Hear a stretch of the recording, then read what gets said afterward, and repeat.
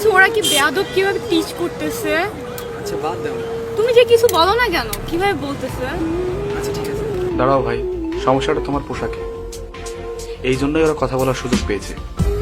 চলো তোমরা অন্য জায়গায় গিয়ে বসো। আরে আশ্চর্য ব্যাপার, এদের ঘরে কি মা বোন নেই নাকি? এদের জ্বালা ফেসবুকেও টেকা দেয়। আর আপনার মতো হাবলু মানুষ আমি জীবনেও দেখিনি, আপনি ওকে আটকালেন কেন? এর স্মার্টনেস এর কিছুই বোঝে না। কোন স্মার্টনেসের কথা বলছো তুমি? সেলিব্রিটির মতো সুদর্শন মেয়েটি ফেসবুকে নিজের শরীর দেখে মার্কেটিং করে হাজারো ফলোয়ার জোগাড় করা, নাকি একটা ছেলের সাথে ব্রেকআপ হলে বস্তির থেকেও নিচু হয়ে অকথ্য ভাষায় গালিগালাজ করা, নাকি মেকআপে নিজেকে মুড়ে রাস্তায় শোডাউন করা? ইসলামে খবরদার, কোনোভাবেই ইসলামের দোহাই দিও না।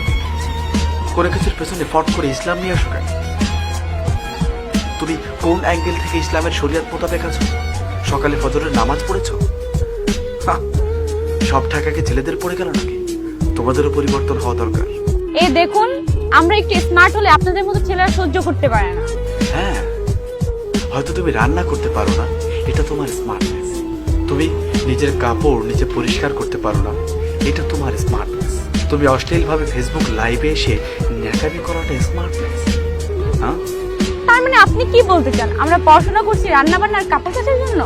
না, তুমি পড়াশোনা করছো যাতে ভালো ক্রিকেটার, সিনেমার হিরো বা ব্যাংকার ছেলের নজর তোমার উপর পড়ে, আর পরে সেই ছেলের সাথে স্বেচ্ছায় রাত কাটিয়ে 2-3টা বাচ্চা অবসান করে তারপর যখন এই ছেলে তোমাকে বিয়ে না করবে, বিয়ে করতে অস্বীকার করবে, তখন প্রেসের সামনে নির্লজ্জের মতো ইংরেজিতে কথা বলার জন্যই তোমার শিক্ষা।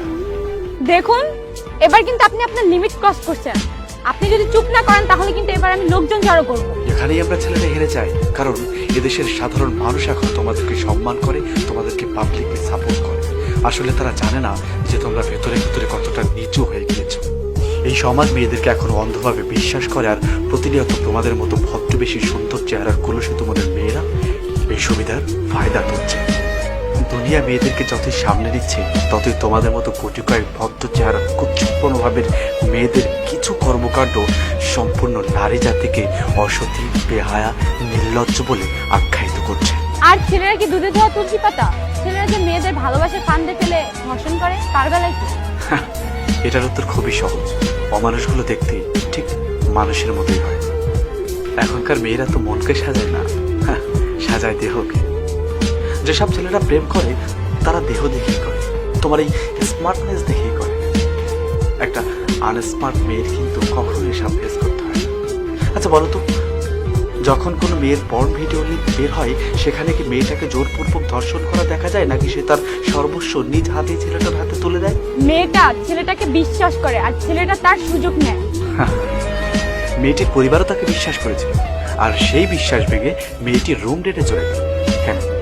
পরিবারের প্রতি তোমার কোনো ভরসা নেই? তোমার পরিবার তোমাকে জন্ম দিতে পেরেছে, তোমাকে বিয়ে দিতে পারতো না? আচ্ছা, পরিবারের কথা বাদ দিলাম, তোমার বয়ফ্রেন্ড ক্যাটাগরির কথা বলি। ক্লাসের ফার্স্ট বয় কখনো তোমার বয়ফ্রেন্ড হয় না। অ্যাকচুয়ালি যে ছেলে তোমাকে ভালোবাসে সে হয় তোমার লিস্টের আবাল ছেলে। স্মার্টরা তো স্মার্ট ওয়েতেই তোমার সর্বনাশ করবে। আর এটা খুবই সিম্পল, মেয়েদের ট্যালেন্টেড হওয়াতে আমার 1% সমস্যা নেই। দেখো, কম্পিউটার হোক বা চুলা, ঝাড়ু বা হকি, সব জায়গায় মেয়েরা প্রথম। কিন্তু তোমার মতো এমন ওভার স্মার্ট মেয়েদের সর্বকালই এসব বিতর্কের মধ্যে জড়িয়ে থাকে।